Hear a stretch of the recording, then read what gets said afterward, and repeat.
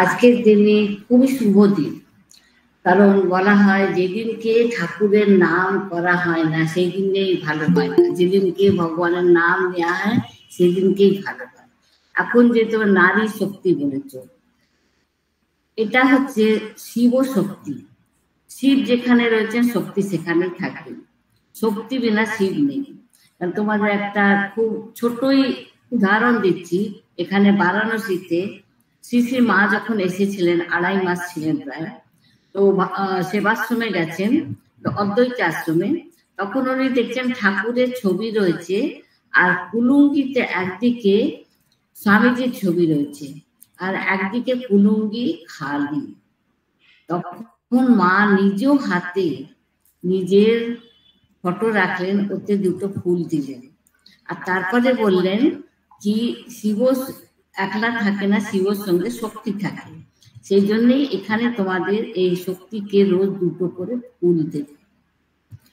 এটা হচ্ছে শক্তি, যে হচ্ছে সে মহান হচ্ছে।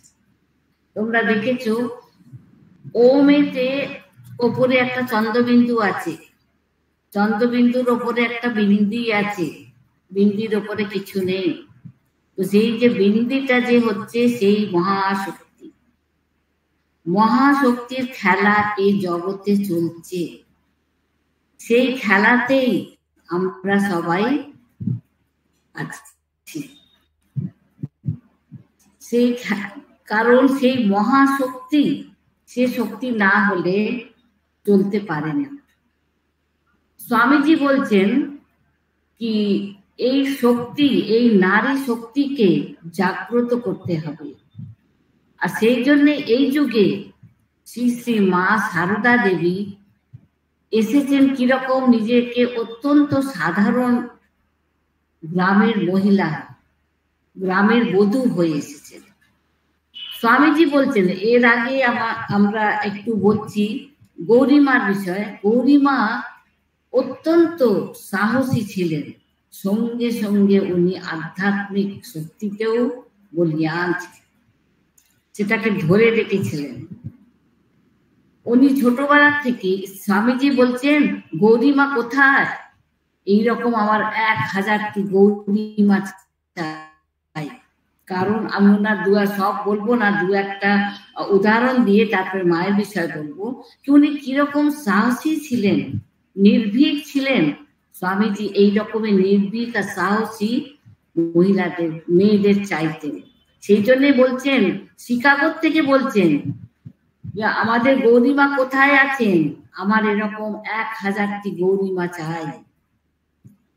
তখন সেই গৌরীমা যে ছিলেন, সে ছোটবেলায় উনি দামোদর শিলা পেয়েছিলেন, তার সঙ্গে কথা বলতেন, তার সেবা করতেন।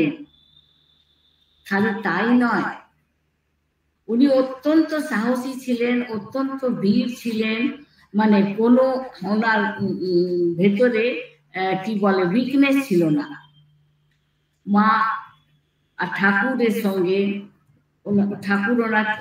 ঠাকুরের প্রতি ওনার আর মায়ের প্রতি ওনার এত শ্রদ্ধা ভক্তি ছিল কি উনি ঠাকুর ওনাকে টেনে নিয়েছিলেন।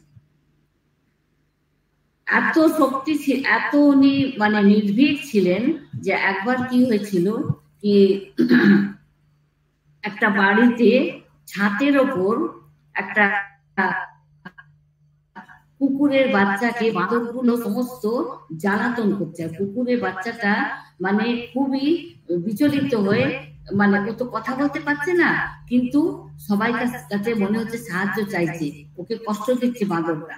কোনো সিঁড়ি ছিল না ছাদে যাবার, কোন রকমে এই সাহসী মহিলা উঠে নিয়ে বাঁদরদের তাড়িয়ে নিজের আঁচলে কুকুর বাচ্চাকে বেঁধে নিচে এলেন।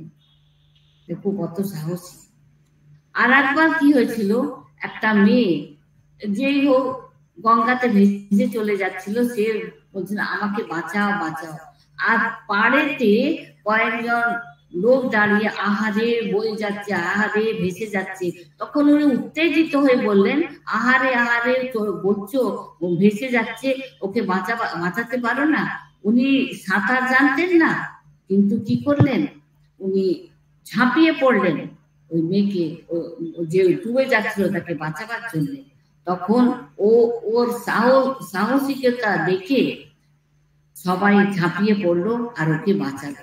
তখন কত সাহসী দেখো, নিজের প্রাণকে তুচ্ছ করে আর একটা প্রাণকে বাঁচাতে হবে। এইরকম স্বামীজি চাইতেন। আর একটা জায়গায় রয়েছে, রাত্রেবেলা একটা বাড়ির থেকে করুণ শব্দ আসছে, কান্নার। উনি বললেন কোথার থেকে আসছে কান্নার শব্দ? নিজে গেলেন, তারপরে দরজা খটখট করে পুলিশের ভয় দেখালেন। তখন ইংরেজদের জমানা ছিল, সবাই পুলিশের নামে একবার থরহরি কম্প হতো। বলছেন আমি এক্ষুনি পুলিশকে ডেকে তোমাদের ধরাচ্ছি, না হলে যে মহিলা কাঁদছে বধূ, তাকে এক্ষুনি বাইরে বার করো। তাকে এত নির্যাতন করছিল, সে করুণ স্বরে কাঁদছিল, বলতে পারছো না আমাকে বাঁচা। ঠাকুরই ওকে বাঁচালেন। তখন সেই মেয়েকে নিয়ে তার বাপের বাড়িতে তাকে দিল। আর একবার এরকম রয়েছে, গয়াতে গেছেন, তখন দেখছেন পান্ডারা তো ভীষণ জ্বালাতন করে, অনেক মহিলাকে ঘরে বন্ধ করে বলছে এত টাকা দাও, এত টাকা দাও। তখন উনি গিয়ে বলছেন এক্ষুনি 51 জনকে তোমাদের পুলিশকে এক্ষুনি ধরাচ্ছি, ভয়কে সবাইকে ছেড়ে দিল।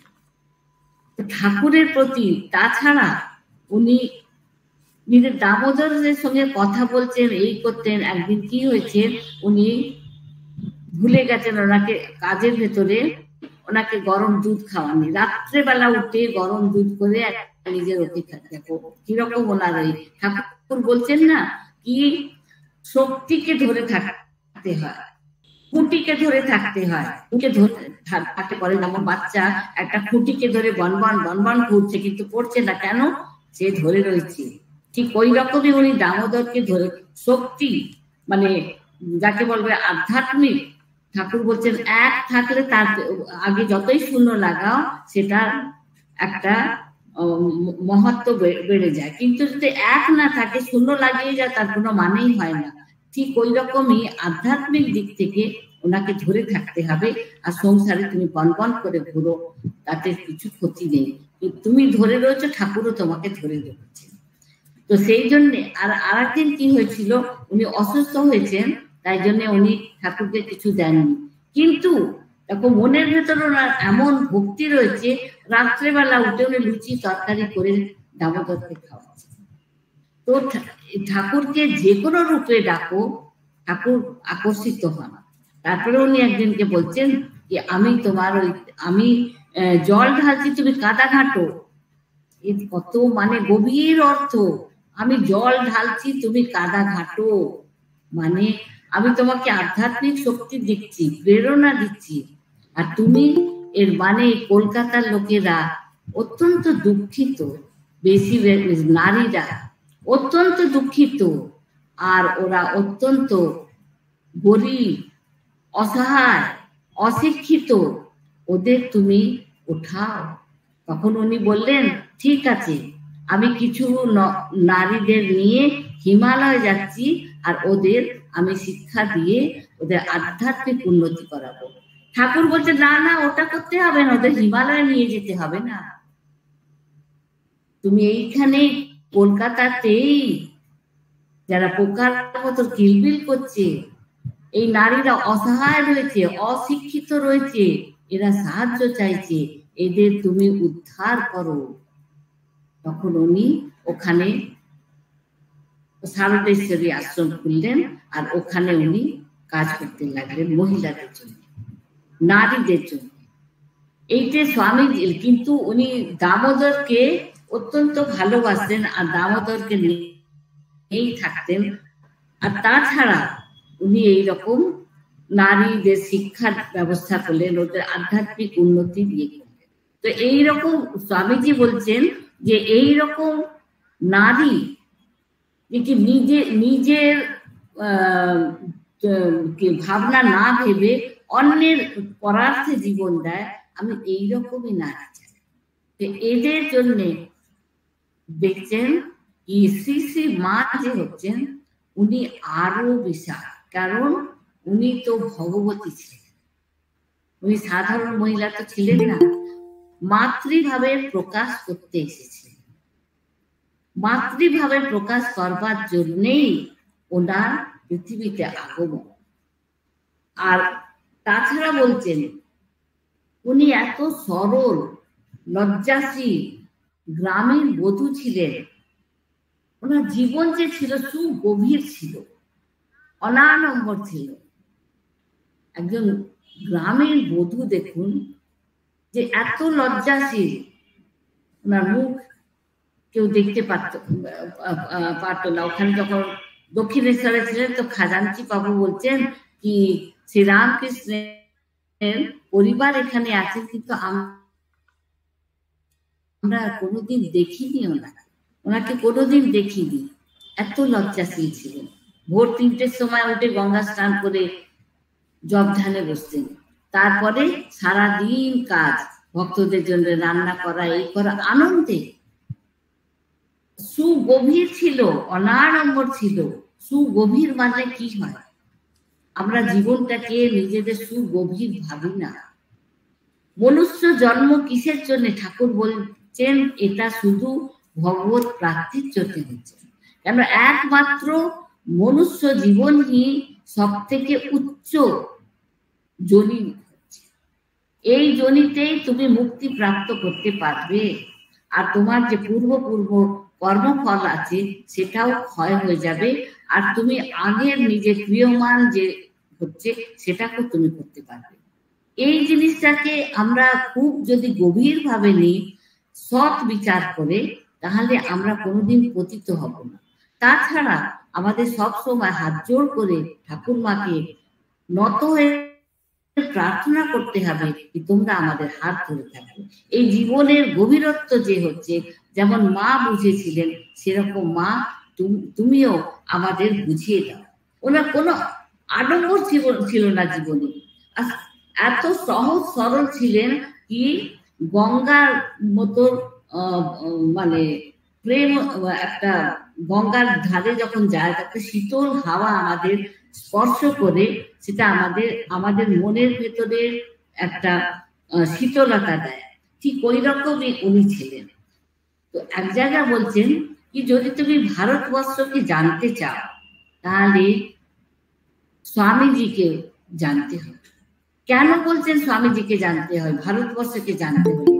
কারণ আমাদের ভারতবর্ষে যে হচ্ছে, দুনিয়াতে তখন আমেরিকা, ইংল্যান্ড, ইউরোপ কিছুই ছিল না। শুধু আমাদের ভারতবর্ষে ঋষি মুনিরা বেদ উপনিষদের অনুভব করেছিলেন। কারণ বেদকে বলছে অপৌরুষীয়, ওকে কেউ লেখেনি, ওরা ঋষি মুনিরা নিজের অনুভূতিতে প্রত্যক্ষ করেছেন, সেই থেকে বেদ হয়েছে। তো এটা কি হচ্ছে, এত গভীর হচ্ছে ভারতবর্ষের সংস্কৃতি, ভারতবর্ষের আধ্যাত্মিকতা এত গভীর হচ্ছে যে সেটাকে জানবার জন্য স্বামীজি সেই জিনিসটাকে উনি আরো সহজ সরল করে আমাদের সম্মুখে রেখেছেন। সেই জন্যই বলছেন ভারতবর্ষকে যদি বুঝতে হয় তো স্বামীজিকে বুঝুন। কারণ উনি পুরো ভারতবর্ষের পরিভ্রমণ করে আমাদের দেশবাসীদের কি অবস্থা সেটা নিয়েছেন। তাছাড়া আধ্যাত্মিক দিক থেকেও ওনাকে ওটা কত উচ্চ অবস্থা সেটা বুঝিয়েছেন। ঠিক ওই রকমই যদি আমাদের আদর্শ নারীর বিষয়ে জানতে চাই আমরা, তাহলে আর আধ্যাত্মিকতাকে আমরা যদি ধরে রাখতে চাই, তাহলে আমাদের কি করতে হবে? মা শারদার জীবনীকে দেখতে হবে। ওনার সম্পূর্ণ জীবনটাই কি হচ্ছে, একটা তপস্যা হচ্ছে। তো সেই রকমই উনি ভারতীয় আদর্শ নারীকে যদি আমরা বুঝতে চাই, তাহলে মা শারদার জীবনকে আমাদের অবলোকন করতে মানে করতে হবে, জানতে হবে। কারণ ওনার সম্পূর্ণ জীবনটাই একটা তপস্যা হচ্ছে। সম্পূর্ণ জীবনটাই এত তপস্যা হচ্ছে। এত সহজ আর সরল ছিলেন উনি কি ওনাকে চেনাই মুশকিল। ঠাকুর বলছেন সহজ না হলে সহজকে বোঝা যায় না। ওনার জীবন যে হচ্ছে এত সরল ছিল, বলছেন কি শান্ত, নীরব, অপরিচিত। এই রকম যে নারীরা আমরা দেখছি যে আদ্যা শক্তি যে হচ্ছে মা দুর্গা, মা কালী, মা চণ্ডী, তারপরে শীতলা দেবী, দুর্গা আর সরস্বতী, লক্ষ্মী, এনারা আছেন দেবী। কিন্তু এই দেবীরা কি অবতরিত হয়ে সাধারণ মানুষের মধ্যে থেকে কাজ করেছেন? একমাত্র এটা বলতে পারি শ্রীরামচন্দ্রের সঙ্গে সীতাজি এসেছিলেন, কৃষ্ণের সঙ্গে রাধিকা এসেছিলেন, কিন্তু সেটা অনেক দিন হয়ে গেছে। এই যুগেতে যুগে যুগে ভগবান আসেন। এই যুগেতে মা সারদা দেবী অত্যন্ত সহজ সরল গ্রামের বধূ হয়ে এসে আমাদের মাতৃভাবের কি করে প্রচার করেছেন, আর উনি দেখিয়ে দিয়েছেন জীবনে কি করে চলতে হয়। ওনার জীবন যেহেতু একবারে শান্ত, নীরব, নীরব, রব মানে কি হচ্ছে উথল পুথল করা, ওনার জীবনে উথল পুথল ছিল না, নীরব, একবারে শান্ত, অপরিচিত। উনি অপরিচিত ছিলেন, কেউ ওনাকে জানতেই পারত। ওনার যে দেবীত্বের প্রকাশ আছে খুব কম লোকে জানতে পেরেছে, যার প্রতি ওনার দয়া হয়েছে, কি কেউ ওনাকে ছেঁকে ধরেছে যে বলতেই হবে তুমি কে, তখন উনি দেখা দিয়েছেন। তখন উনি যেমন শিবু দাদা যাচ্ছেন, বলছেন খুড়ি তোমাকে তো সবাই বলে মা কালী, তুমি বলো। উনি কামারপুকুর থেকে জয়রাম বাটিতে যাচ্ছেন। আর আগেকার দিনে তো একলা যেত না, তো কেউ সঙ্গে যেত পৌঁছে দেবে বলে, তো আবার বধূ ছিলেন। তখন উনি পৌঁছতে যাচ্ছেন, রাস্তায় উনি মাঝখানে রাস্তায় বলছে তুমি এক্ষুনি বলো কি তুমি কে। বলছেন আরে আমি তো তোর খুড়ি। না, খুড়ি তো হচ্ছে আমি জানি, কিন্তু তোমাকে সবাই যে ভগবতী বলে, মা কালী বলে, তুমি সত্যিকারের বলো তুমি কে। উনি যত বলছেন আরে মা শিবু শোন আমি তো তোর খুড়ি, উনি তত চাপা দিচ্ছেন, আর উনি ছেঁকে ধরছেন, বলতেই হবে। তাহলে যখন বারবার বলছেন না, ওর আগেকার দিনে তো অত তোমার সুটকেস আর এইসব তো ছিল না, ওই ভ্যানিটি ব্যাগও ছিল না, একটা পোটলাতে বেঁধে নিয়ে যেতেন।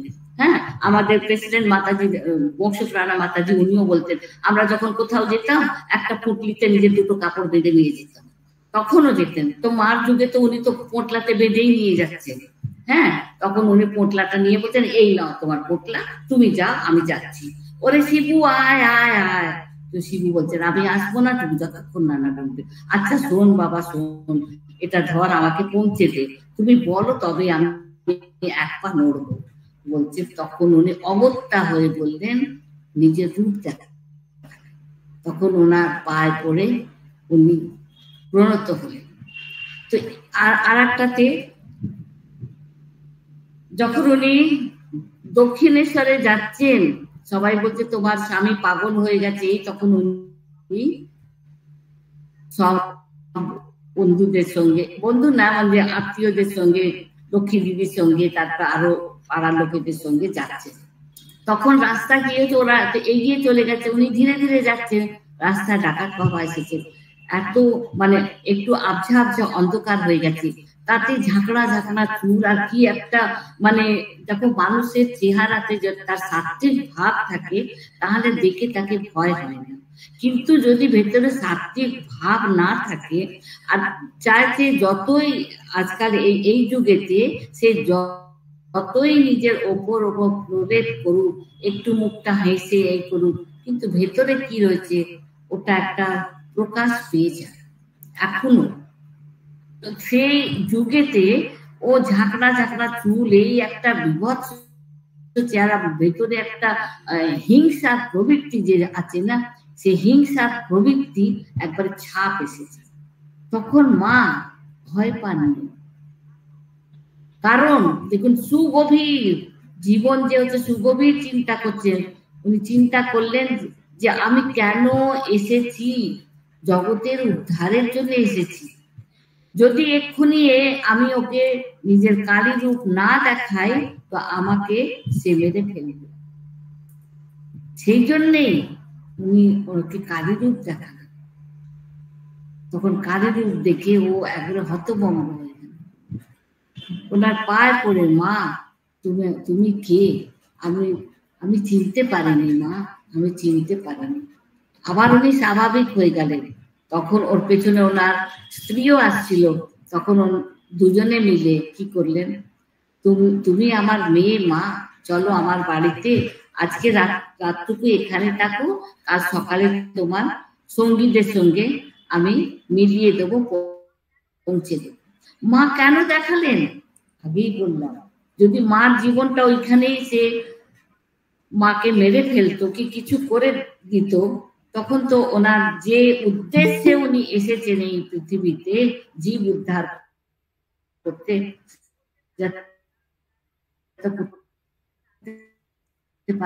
আগেই বলছেন আমি যা করেছি তার থেকে ঢের তোমাকে করতে হবে।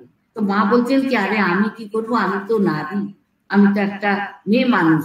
বলছেন তাহলেই বা কি হবে? ঠাকুর তো জানতেন, বলতেন উনি জ্ঞান দেয়নি, জ্ঞান দিতে এসেছেন। ছাই ঢাকা একটা বেড়া যেমন হয়, কেউ চিনতে পারে না, অপরিচিত, ঠিক ওই রকমই তোমাকে না চিনলেও, যেমন হিরে যে হচ্ছে সূর্যের প্রকাশ, মেঘ এলেও মেঘ যখন সরে যায় সেই প্রকাশিত, সব জিনিসে প্রকাশিত। তো মার জীবন এত সুমধুর ছিল, মানুষের মতো তো হয়নি। শিহরে ওনার মা গেছিলেন শ্যামা দেবী, ওখানে মেলা লেগেছিল, একটা বেল গাছের নিচে উনি শৌচে বসেছিলেন, শৌচ তো হয়নি, তখন উনি দেখলেন বেল গাছ থেকে একটা অপূর্ব সুন্দর ছোট্ট মেয়ে এসে গলা জড়িয়ে বলছেন, মা আমি তোমার কাছে এলাম। আর তারপরে অদৃশ্য হয়ে গেল, ঝুনঝুন করে আবার বেল গাছে উঠে গেলেন, উনি অজ্ঞান হয়ে গেলেন। তখন ওনার সাথীরা এসে ওনাকে জল টল দিয়ে এই করলো। তারপরে থেকেই মা সারদার জন্ম হয়েছে। এটা জন্মটা আপনারা জানেন সবাই, মানে খুবই ঠাকুরেরও এরকম, মারও এরকম, ওনাদের সাধারণ হইতে জন্ম হয়নি। তো এই তো দেবী ছাড়া আর কেউ না, মা ভগবতী ছাড়া আর কেউ না এমনি। সেই জন্যই বলছেন শান্ত, নীরব, অপরিচিত। উনি কেন এলেন, মানে বেঁচে বেঁচে গরিবের ঘরে কেন জন্ম নিলেন? এটি দেখো, বেঁচে বেঁচে গরিবের ঘর, যেখানে সরলতা রয়েছে, পবিত্রতা রয়েছে, ভগবত প্রেম রয়েছে। ওনার মা শ্যামা সুন্দরী দেবী, বাবা রামচন্দ্র চট্টোপাধ্যায় অত্যন্ত সরল ছিলেন, মানে আমরা ভাবতে পারি না উনি কিরকম সরল ছিলেন। প্রত্যেক মানুষকে নিজের মনে করছেন, নিজের পাড়া প্রতিবাসী, যে ওনার বাবা রামচন্দ্র বসে তামাক খেতেন, সামনে দিয়ে যে যেত, এসো ভাই এসো আমার সঙ্গে একটু তামাক খেয়ে নাও, কত ওকে আমি ভালোবাসবো না তো কাকে ভালোবাসবো? এইরকমই এত সরল সহজ যাদের বাড়ি, তাদেরই বাড়ি, যাদের পবিত্রতা রয়েছে, ওদের কোনো দাগ নেই, অত্যন্ত পবিত্র, যেমন সরল তেমন পবিত্র। মানে কি বলবো, পবিত্রতা স্বরূপিণী যেমন মা ছিলেন, ওনার মা আর বাবাও ওই রকম ছিলেন, অত্যন্ত পবিত্র আর অত্যন্ত সরল। সেই জন্য তো জগদ্ধাত্রী পুজো কি করে করেছিলেন, সেটার আমি অত মানে গভীরতায় যাব না, কারণ এর মা সারদার বিষয়ে বেশি বলতে পারবো না। এত গভীর ছিলেন, এত সরল ছিলেন, আর এত ওনাদের পবিত্রতা ছিল, আর ভগবত প্রেম ছিল। ভগবত প্রেম ছিল বলে আমি সামান্য একটুখানি জগদ্ধাত্রী পুজোর বলে দিচ্ছি। ওনার মা কি করতেন আগেকার দিনে, কি করতো, এখনো অনেক দেশে জায়গাতে রয়েছে, বাড়িতে যখন নিজের রোজকার জন্য চাল নেওয়া হয় ভাতের জন্য, তার থেকে এক মুঠো তুলে রেখে দেওয়া হয়। হ্যাঁ, তো ওই রকমই ওনারাও কি করতেন, এক মুঠো কি এরকম চাল জমিয়ে রেখে দিতেন। তো ওনাদের ওখানে কালী পুজো হতো, কিন্তু দেখা ওনাকে সরলতা বলছে, কিন্তু যেখানে কালী পুজো হতো সেই জায়গার লোক যে হচ্ছে, সে এদের উপর হিংসা ছিল, ওদের উপর একটা বিদ্বেষ ভাব ছিল, কিছুই ওনারা করতেন না। উনি বললেন কালী পুজোর চাল আমি নেব না, তোমার পরিষ্কার জানিয়ে দিলেন। শ্যামা দেবী অত্যন্ত দুঃখিত হলেন, কাঁদতে কাঁদতে শুয়ে পড়লেন। ভগবত প্রেম ওনার এত রয়েছে, উনি বলছেন মা আমি কি অপরাধ করেছি, আমার এত জমানো তোমার জন্য পুজোর জন্য আমি যে চাল রেখেছি তুমি নেবে না? কাঁদতে কাঁদতে উনি এত ভগবত প্রেম শুয়ে পড়লেন। তখন উনি স্বপ্ন দেখলেন, মা বলছেন তুই কাঁদিস না। কারণ উনি বললেন আমি ভগবানের জন্য এই চাল রেখেছি, এই চাল তো আমি মানুষকে দিতে পারবো না, এটা তোমারই ভগবত ভগবত পূজাতেই লাগবে, ঈশ্বর পূজাতেই লাগবে। তখন উনি স্বপ্ন দিলেন কি আমি তোমার পুজো নেব, তুমি জগদ্ধাত্রী পুজো করো। এত সরল উনি। সকালে বলছেন ও সারু, সারু বলছেন সারদাকে, এই শোন তো আমি আজকে কালকে ওরা এমন আমাকে করে গেল কি আমার এত কষ্ট হলো কি আমি কাঁদতে কাঁদতে শুয়ে পড়লাম। রাত্রেবেলা আমি স্বপ্ন দেখলাম লাল মূর্তি আর পায়ের উপর পা দিয়ে ঠ্যাস দিয়ে বসে। কোন দেবী বসে? কোন দেবী? মা একটু মুচকে হেসে বলছেন মা উনি তো জগদ্ধাত্রী। তো উনি বলেছেন আমি তোমার নেবো, কালী পুজোর পরই তো তারপর তো জগদ্ধাত্রী পুজো আসে। সব ব্যবস্থা করছি, সব ব্যবস্থা হয়ে গেল। তারপর ধানকে কি করে শুকনো হবে? এত উজুমে বৃষ্টি হচ্ছে, শুকনো যাবে না। তবে উনি একটা খাট পেতে, খাট কি একটা জায়গাতে চাদর বিছিয়ে ধান শুকোতে দিয়েছেন, সিদ্ধ করে না, সিদ্ধ করে না, আলু চালের তো ভাত হয়, ধান শুকোতে দিয়েছেন। চারিদিকে বৃষ্টি হচ্ছে কিন্তু ওখানে বৃষ্টি হচ্ছে না। দেখো আমরা বলতে পারবো না যে ভগবান নেই, ভগবান আছে। চারিদিকে বৃষ্টি হচ্ছে কিন্তু ওইখানে বৃষ্টি হচ্ছে না। ওনার ধান শুকিয়ে গেল। সেই সমস্ত জিনিস দেখে পাড়া প্রতিবাসীরা বলল মা সারদা তোমার মা আর তোমার বাবা সত্যিকারের সরল, সেই জন্য তুমিও এত সরল, এত ভগবত প্রেম আছে। সেই জন্যে ওই বাড়িতে যেখানে সরলতা রয়েছে, যেখানে পবিত্রতা রয়েছে, যেখানে ভগবত প্রেম রয়েছে, সেখানেই মা জন্ম নিয়েছেন। ঈশ্বর ওইখানেই আসেন। ঈশ্বর দেখেন না এই বড় লোক এই, যেখানে এই জিনিস রয়েছে, এই তিনটে জিনিস রয়েছে, সেইখানেই উনি মা আসেন। মার জীবনে আমরা দেখি উনি অত্যন্ত ধৈর্য আছে আর অত্যন্ত অপার করুণা রয়েছে আর অভিমান শূন্যতা রয়েছে।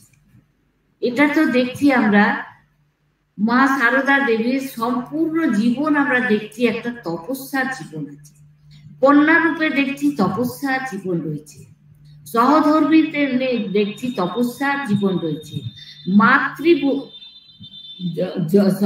জগৎ জননী রূপে যখন দেখছি তখন উনি তপস্যার ভাব রয়েছে। যখন উনি কন্যার তখন কি করে তপস্যা কি জীবনে উনি দারিদ্রতার সঙ্গেই ওনার পরিচিত রয়েছে, কিন্তু এত ধৈর্য যার আমরা কল্পনা করতে পারি না। আমাদের সে ধৈর্য নেই, আমাদের একটু কিছু অসুবিধা কিছু হলে আমরা বিচলিত হয়ে যাই, উনি বিচলিত হন। কারণ একটা যখন দেবী আসেন তখন দেবীর সঙ্গে স্বর্গের থেকে আরো দেবীরা আসেন, সে অদৃশ্য ভাবে থাকেন, শুধু উনি দেখেন আর কেউ দেখতে পারে না। স্বর্গের থেকে দেবীরা আসেন, ভেবে দেখে দাও। যখন দেখো ভগবান যখন জন্ম নেন তখন কি, যখন শ্রীকৃষ্ণ জন্ম নিলেন কি অপূর্ব অ্যাটমসফিয়ার হয়ে গেছিল। যেই গাছেতে কোনোদিন ফল ফুল হতো না, সে রাত্রেবেলা এত ফল ফুল হয়ে সে ঝুঁকে গেল। যেই নদীতে কোনো জল ছিল না সে একবারে উপচে পড়ছে, যেই তড়াগে যেই তালাবে কোনো জল ছিল না ভরে গেল। লোকেদের মন যে হচ্ছে প্রসন্নতা এত ভরে গেল, ওরা ভাবতেই পারছে না কি হলো, কি আনন্দ, কি আনন্দ, সব নাচছে। ঠিক ওই রকমই এখানেও যখন দেবী আসেন তখন ওনার সঙ্গে না সহচরীরা সঙ্গে সঙ্গে থাকে। উনি বলছেন আমার 11 বছর পর্যন্ত আমার সঙ্গে সহচরীরা থাকতো। যখন উনি ঘাস কেটে দিতেন মার ওই ওর জন্যে, গরুর জন্যে, তখন ওনার মা শ্যামা সুন্দরী দেবী ধীরে ধীরে কাটছেন আর উনি তো খুব তাড়াতাড়ি কেটে নিতে বলতে, সারু আমি তো ধীরে ধীরে কাটছি, তোর এর সঙ্গে 8টা 9টা তুই বান্ডেল বেঁধে কি করে দিচ্ছিস এত তাড়াতাড়ি রে? মা তুমি তো ধীরে করছো, আমি তাড়াতাড়ি করছি। ওই 4জন ওনার সঙ্গে সখীরা, 4জন কি 8জন সখীরা ঝটপট ঝটপট কেটে ওনার হাতে দিয়ে দিচ্ছে, উনি রেখে দিচ্ছেন। তো এই যে হচ্ছে স্বর্গের থেকে দেবীরা আসেন ওনার সঙ্গে, এটা আর কেউ জানে না, শুধু উনি জানেন। যখন উনি হালদার পুকুরে আরো বড় হলেন, যখন উনি বিবাহিতা হয়ে গেলেন, কামার পুকুরে থাকতেন, তখন হালদার পুকুরে উনি স্নান করতে যাবেন। গ্রামীণ বধূ লজ্জাশীলা কি করে যাবেন ভাবছেন, মা আমি কি করে যাই, মা কি করে যাই। কোন রকমে পা বাড়িয়ে এসেছেন, দেখছেন এদিক ওদিক, উমা দেখেন হঠাৎ ওনারই বয়সী 8জন এসে গেল, 4জন আগে 4জন পেছনে। তোমরা কে গো? আমরা তো এই তোমার বন্ধু, এইখানেই থাকি, তুমি একলা যেতে পারবে না বলে আমি তোমাদের সঙ্গে সঙ্গ দিতে এসেছি। ওনার সঙ্গে গিয়ে আর কেউ দেখতে পাবে না, ওনাকে এমন ঘিরে রয়েছে। দেবী তো, দেবীকে ওনারা ঘিরে রয়েছে, ওনারও ভেতরে সরলতা রয়েছে, পবিত্রতা রয়েছে, ভগবত প্রেম রয়েছে। রোজ স্নান করে এসে আবার উনি চলে যেত। আবার ওরা বলছে আমরা তোমার যখন দরকার হবে যাবে, আমরা আবার এসেছি। তো এইরকম করে এই এত লজ্জাশীলা এই উনি যেতেন।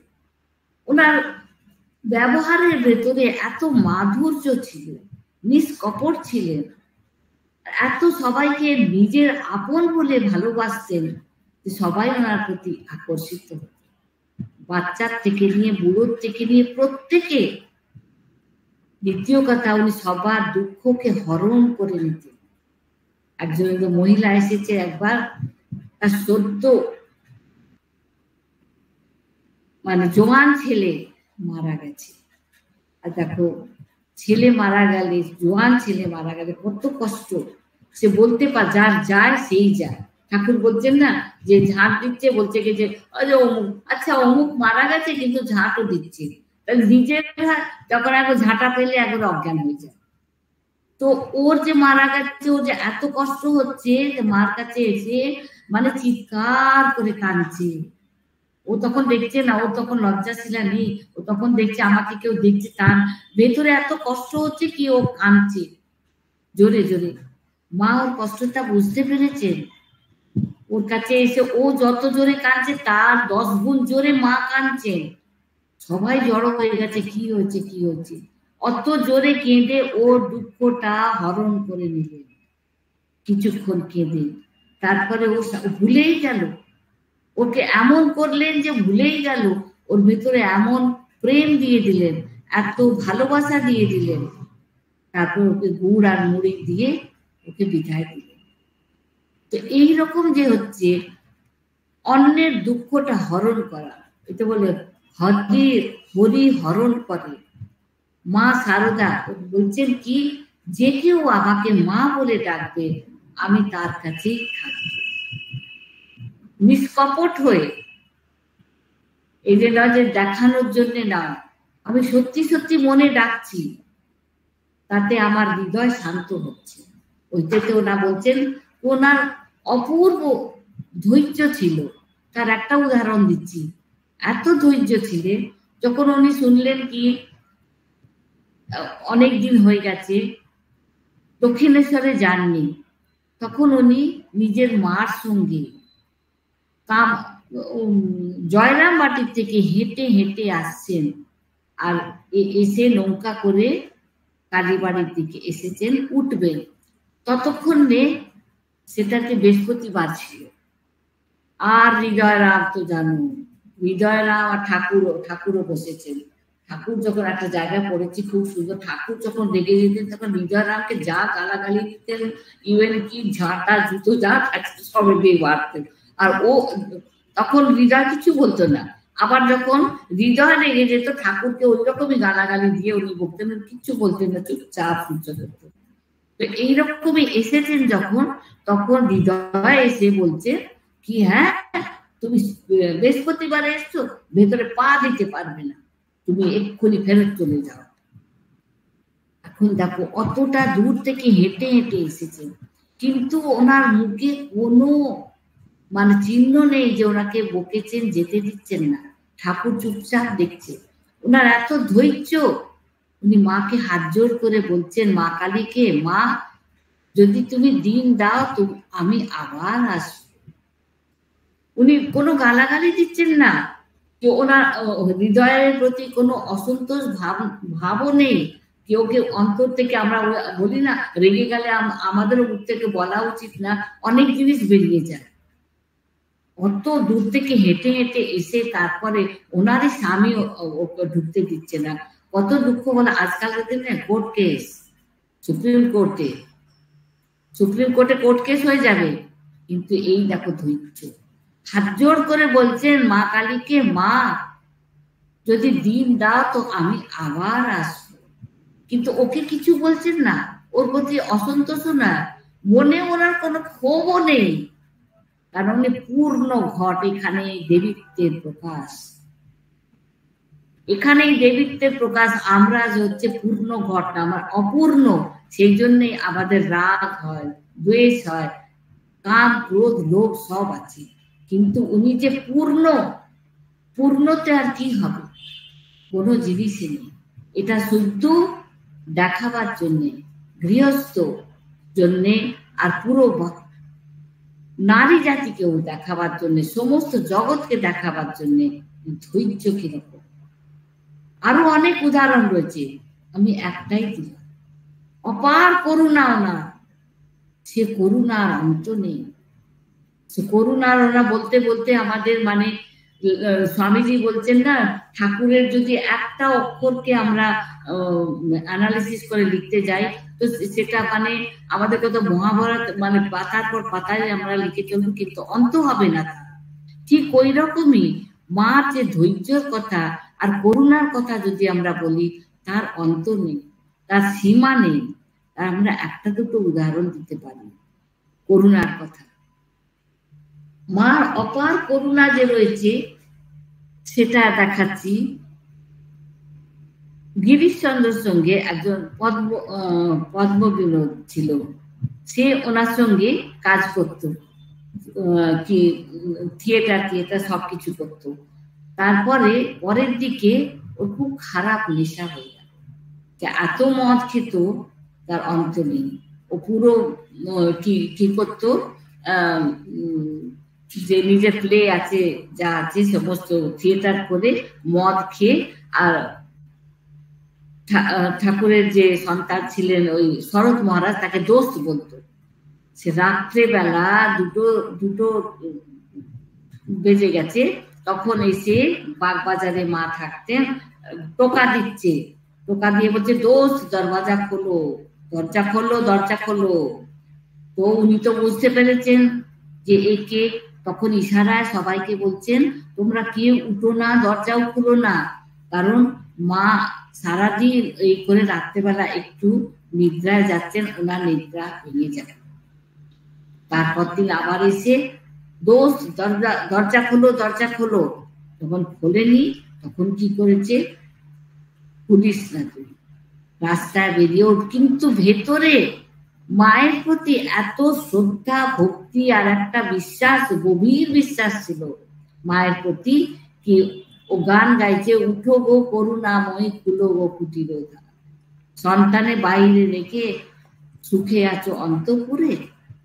তখন মা ধীরে ধীরে খিড়কি, ওই যে পাখি হয় না ওদের, কলকাতাতেই বেশি ভাগ আছে দরজা জানলাতে এরকম করে, ওটাকে পাখি বলে, সেই খড় করে খুলেছে। তখন ওর বলছে, এই তো মা জেগে গেছে গো, মা জেগে গেছে ওর গানেতে। তারপরে উনি ধীরে ধীরে পুরো জানলাই খুলে দিলেন, বলছে, মা তুমি দেখেছো আমাকে? তখন ও, তবে আমার তুমি প্রণাম নাও। দেখো টনটনে জ্ঞান আছে, মা তবে তুমি আমার প্রণাম নাও। ওই রাস্তাতেই শুয়ে গেছে, আর শুয়ে তারপর ওখান থেকে ধুলো নিজের মাথায় দিচ্ছে। মা অভিভূত যে ও তো মদ খেয়েছে, কিন্তু কি রকম মায়ের প্রতি একটা ভালোবাসা রয়েছে, মায়ের প্রতি একটা বিশ্বাস রয়েছে যে আমার একজন মা আছেন, আমি খারাপ পথে চললেও মা আমাকে নেবেন। বলছেন, মা নিজে বলছেন কি আমি না তুললে কে তুলবে? কাদা কাদা মাখে মেখে বাচ্চা বসে রয়েছে, তো মাই তো তাকে তুলে ধুইয়ে নাইয়ে পরিষ্কার করে নিজের কোলে নেয়। এই কি সুন্দর উদাহরণ। তারপরে আবার যেতে যেতে গান গাইছে, আদরেনি শ্যামা মাকে রেখো আর তুমি আমার দেখো। আবার তারপরে আবার টনটনে জ্ঞান রয়েছে, দোস্ত দোস্ত যেন না দেখে। দোস্ত ওকে বলছেন, তো ওর ওপর রাগ হয়েছে, তাই জন্য বলছেন মা আদরেনি শ্যামা মাকে হৃদয়ে রেখো, তুই দেখ আর আমি দেখি, দোস্ত যেন না দেখে। দোস্ত ওনাকে বলছেন। তো এটা কি অপার করুণা মায়ের। এরকম কত যে উদাহরণ রয়েছে মায়ের করুণা, যে কত পতিত স্ত্রীরা এসেছেন, মহিলারা এসেছেন, সবাই বলছেন মা ওকে তুমি নিও না, ওর খাবার জিনিস নিও। মা বলছেন সবাই তো ভাঙতেই পারে, গড়তে কে পারে। মা তাদের এত স্নেহ দিয়ে, এত ভালোবাসা দিয়ে, এত শুধু দৃষ্টি দিয়ে ওদের জীবন পাল্টে দিয়েছে। তো এটা কি হচ্ছে? এটা মায়ের করুণা। এত করুণা ওনার রয়েছে, সেই করুণাতে উনি সবাইকে তাড়িয়ে দিচ্ছে। অভিমান শূন্যতা, ওনার কোনো অভিমান নেই যে আমাকে এত। পরের দিকে তো মানে জগতের যত লোক জানতে পেরেছেন যে ভগবতী উনি, কত লোক আসছেন ওনার সঙ্গে দেখা করতে, ওনার পায়ে পড়ছে, কত জিনিস আসছে। সেটা একটা উদাহরণ দিচ্ছি। কামারপুকুরেতে একজন জয়রাম বাটিতে, হ্যাঁ, সব দেশ বিদেশ থেকে কত লোক আসছে মায়ের দর্শন করতে। তো বলছে কি, আরে আমারও তো ঠাকুরের সঙ্গে বিয়ে হওয়ার কথা ছিল, আমি কত জিনিস পেতাম। সাধারণ লোক বলবে দেখো কিরকম করে বলছে, কিন্তু ও খুব গরিব ছিল। মা ওর হৃদয়ের কথাটা বুঝতে পারলে যে ও কেন বলছে। হ্যাঁ, অভাবগ্রস্ত তো, সেটা সাধারণ লোক বুঝতে পারবে না, বলবে কি দেখো কিরকম লোভী, কিরকম কথা বলছে, হ্যাঁ, লজ্জা শরম নেই। কিন্তু তা নয়, মা কত করুণাময়, মা ওর দুঃখটা বুঝছেন। সেই জন্য মা বললেন এসো, তাতে তুমি দুঃখ করো না, আমার যা যত জিনিস রয়েছে সব তোমারই হচ্ছে, আমি তোমাকে দিলাম। মা ওকে যত জিনিস ছিল সমস্ত দিল। ও খুব, আর শুধু জিনিস না, লোকেরা কি বলছে, মা যে আমাদের গুড় আর এই খেতে দিচ্ছেন, কি একটু শরবত খেতে দিচ্ছেন, সেটা শুধু না, তার সঙ্গে মা এত স্নেহ ভরে দিচ্ছেন, এত ভালোবাসা দিচ্ছেন, যে উনি আমাদের অনুভব করছে আমাদের জন্ম জন্মান্তরের মা, শুধু ইহ জীবনের না, জন্ম জন্মান্তরের মা। উনি আমাদের ভিতরে যে কি বলে খাদ যাকে বলে, সেটা টেনে বার করে আমাদের সৎ পথে নিয়ে যাচ্ছেন। তো সেটা একজন বলছেন কি, মা নিজেই বলছেন নিজের দেহত্যাগের আগে, আমার সঙ্গে যারা যারা রয়েছে, আমার যারা যারা সেবা করেছি এবং পরে যারা আসবে, তাদের প্রতিও আমার স্নেহ, ভালোবাসা, আশীর্বাদ রইল। তো এটা তো ভুল না। এটা বলছে কি, এই যে অপরিচিত নারী ভগবান হয়ে ঈশ্বরী আসেন, ওদের এত প্রচন্ড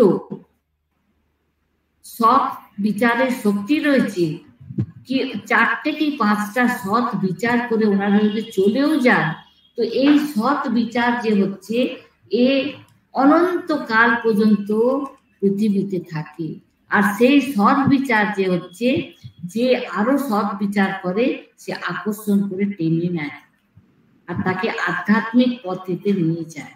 এগুলো খুব সূক্ষ্ম জিনিস, খুব গভীর জিনিস হচ্ছে কি, ওনারা কিছু যে বিচার করে চলে গেছেন, ওনারা এলেন আর চলে গেলেন, হয়ে গেল না, এলেন আর ওনার সঙ্গে যারা ছিল, যারা করেছে, তারা তো হয়ে গেছে। বলে কি অবতার পুরুষরা আর এইরকম নারীরা যদি কারোর দিকে তাকিয়েও দেন, সেও মুক্ত। কিন্তু মা তো আরো একটু এগিয়ে বলছেন যে যারা পরে পরে আসবে, তাদের জন্যও আমার আশীর্বাদ আর ভালোবাসা রইল। কেন বলছেন? যে উনি যে সৎ বিচার করে চলে গেছেন, সেই সৎ বিচার আমার অনন্তকাল পর্যন্ত এই পৃথিবীতে থাকবে।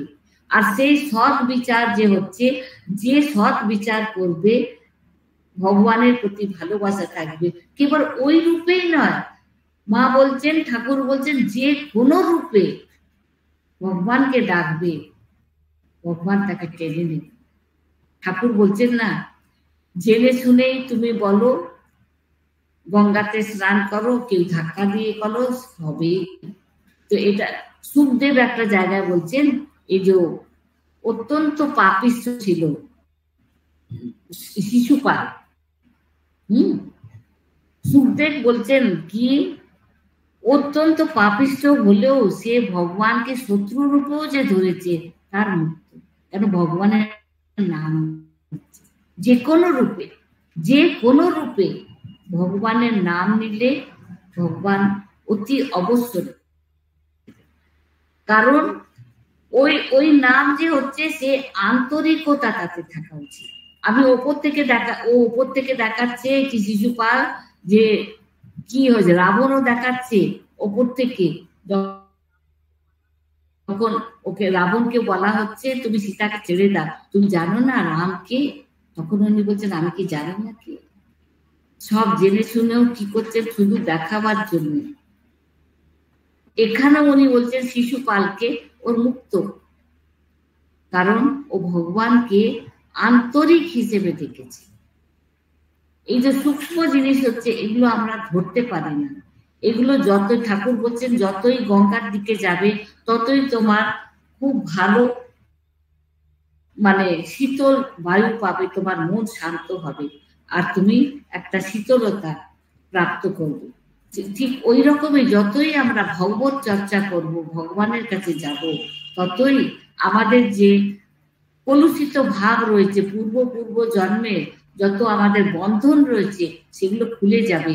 আর আমরা আগে আধ্যাত্মিক জীবনে আগে যাব, আর ওনারা আমাদের বন্ধন খুলে দেবে। ওটা বলছেন না, কবির দাসের একটা রয়েছে, চলতি চক্কি দেখ কর দিয়া কবিরা রোয়, দো পাটন কে বীচ মে সাবুত বচা না করে। ওই ঠাকুরের একটা কথা, যে খুঁটিকে ধরেছে, মানে এই সংসারে যে হচ্ছে একবারে জাঁতাতে আমরা সবাই পিষে যাচ্ছি। আমরা ভাবছি আমাদের তো সুখ রয়েছে বাবা, সবকিছু খাবার রয়েছে, থাকবার জায়গা রয়েছে, যেখানে বাচ্চা একটু বেড়াতেও যাচ্ছি, এ তো মায়া। আসল জিনিসকে ধরতে হবে, তবে আমাদের মুক্তি হবে। এ তো উপরের চাকচিক্য, এই চাকচিক্য তো দুদিনের জন্যে, তারপরে কি হবে? ওই যে কালীর খুব ভক্ত ছিলেন, যে নাম ভুলে যাচ্ছি, বলছেন মা দুর্গাকে খুব সাজানো হয়েছে, মা যতই সাজ তোকে তো 3 দিন পরে টান মেরে ফেলে দেবে। কত গভীর অর্থ, আমরা তো হেসে উড়িয়ে দিই। যতই সাজো মা, 3 দিন পরে তো টেনে তোমাকে ফেলেই দেবে। আমরা যতই সাজি, যতই এই করি, অন্তিম কালে টেনে ফেলে দেবে। কি রয়ে গেল? মা বলছে পুড়িয়ে গেলে শুধু 1.5 সের ছাই, তো সেই 1.5 সের ছাই শুনতে হবে। এত আমাদের মূল্যবান জীবন, সেটা আমরা বুঝতে পারছি না। এই জীবনে দেখছি বলছে কি, মার জীবন দেখে বলছে এত সরল, কিন্তু আমাদের জীবন যে হচ্ছে এত জটিল হয়ে যাচ্ছে যে আমরা সরলতাকে ভুলেই যাচ্ছি। সেই জন্যেই আমাদের মার জীবনকে ধরে রাখতে হবে, পড়তে হবে, যে উনি কিরকম করে আমাদের শিক্ষা দিয়েছেন, বিশেষ করে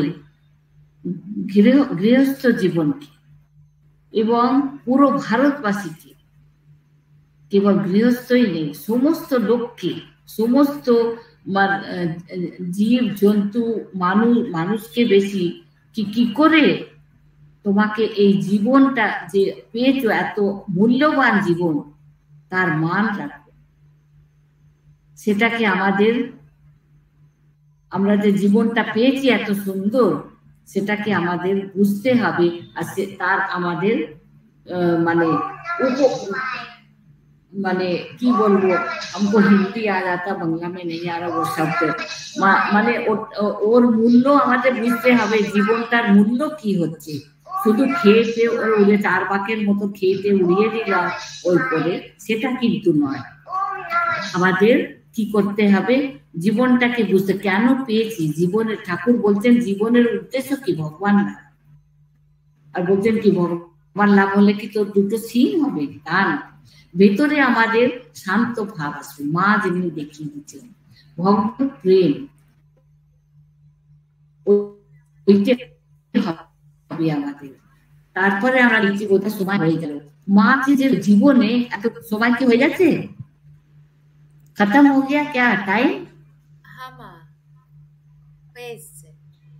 तो बस थोड़ा सा बोल दे रहे हैं। माँ की इतनी दूरदर्शिता थी कि उसका हम अनुभव भी नहीं कर सकते हैं।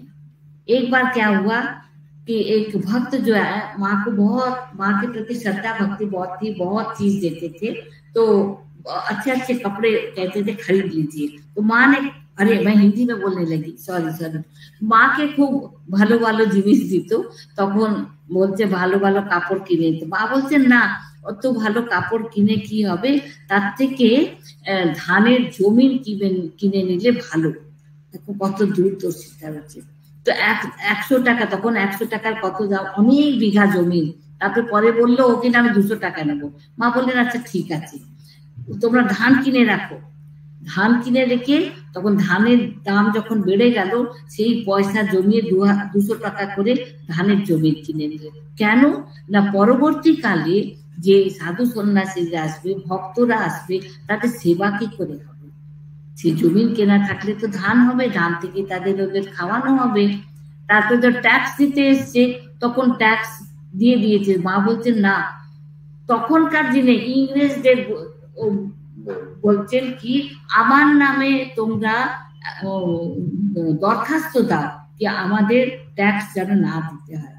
উনি বলছেন পরবর্তীকালে আমার ছেলে যারা আসবে, তারা কে জানে ভিক্ষা করে খাবে, কি খাবে, কোথায় থাকবে, তারা ট্যাক্স কি করে দেবে? সেই জন্যে সেই বছর তো ট্যাক্স নিয়ে নিল, তার ফিরের বছরে হামেশা সব সময়ের জন্য ট্যাক্সকে ফ্রি করতে।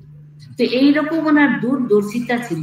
বর্ষার আগে বলতেন সমস্ত সারিয়ে নাও, ছপ্পরের সমস্ত বাড়ি থাকতো, তো সেগুলোকে সারিয়ে নাও সব, আর ধান কিনে রেখে দাও। মানে এই দূরদর্শিতা যে ছিল ওনার, সেটা দেখো গৃহস্থ জীবনকে শেখাবার জন্য। তবে হাপিত্তেস না করে পরে যে বাচ্চারা খেতে পারবে না, কিছু পারবে না, সেই জন্য সমস্ত ব্যবস্থা করে রাখো। এইরকম করে মা ভগবত প্রেম নিয়ে আমাদের শিখিয়ে গেছেন কি করে জীবনটাকে যাপন করতে হয়। ও বলার ছিল, কিন্তু বাপু সময় হয়ে গেছে। ঠিক আছে, নমস্কার সবাই, সবার কল্যাণ হোক, মা যেন সবাইকে সৎ পথে নিয়ে চলে। আমাদের দেবত্ব সমাবেশ সঙ্গীতাঞ্জলি নিবেদন করবেন তুহিনা পুততুল্য। ঠাকুরমা স্বামীজির চরণে প্রণাম জানাই। মাতাজি অনেকক্ষণ বেরিয়ে গেছেন, তবু মাতাজিকে প্রণাম জানালাম। মায়ের গান গাইছি। গানটি আমাদেরই এক দিদি লেখা, শুভ্রা ভট্টাচার্য, তিনি জয়েন করেছেন।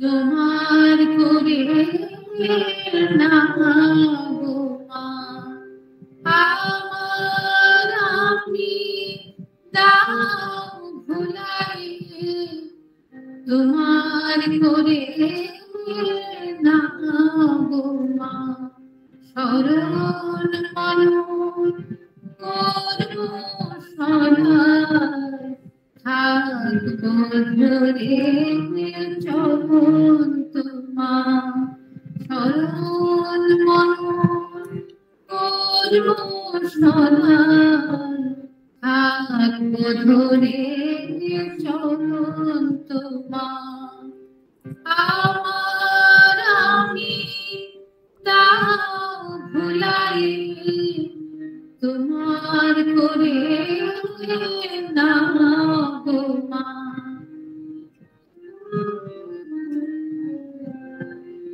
যেথায় যাবো সঙ্গ সঙ্গে রব স্নেহময়ী স্নেহের গান।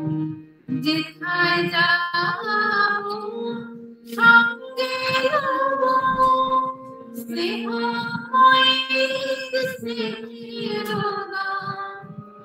মনের মাঝে বসিয়ে রেখে, মনের মাঝে বসিয়ে রেখে করব মাগো তোমারি ধ্যান।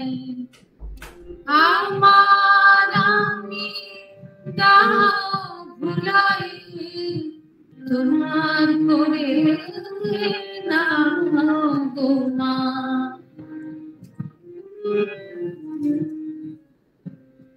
কিছুটি আর চাই না মাগো, কেবল তোমার আশিস চাই।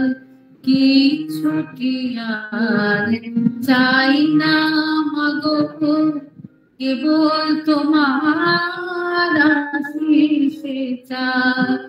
জীবন জুড়ে যা দিয়েছ, জীবন জুড়ে যা দিয়েছ, তাহার কোনো তুলনা নাই। নয়ন জলে ধুয়ে চরণ, ঠেকায় মাথা বারংবার। নয়ন জলে ধুয়ে চরণ, ঠেকায় মাথা বারংবার। স্বীকার করি সেই জীবনে, স্বীকার করি এই জীবনে তুমি আমার সারা শরণ মনন করব সদা। থাকবো ধরে চরণ তোমার। আমার আমি দাও ভুলাই তোমার করে নাও গো মা। শরণ মনন করব সদা, থাকবো ধরে চরণ তোমার। আমার আমি দাও ভুলাই তোমার করে নাও গো মা।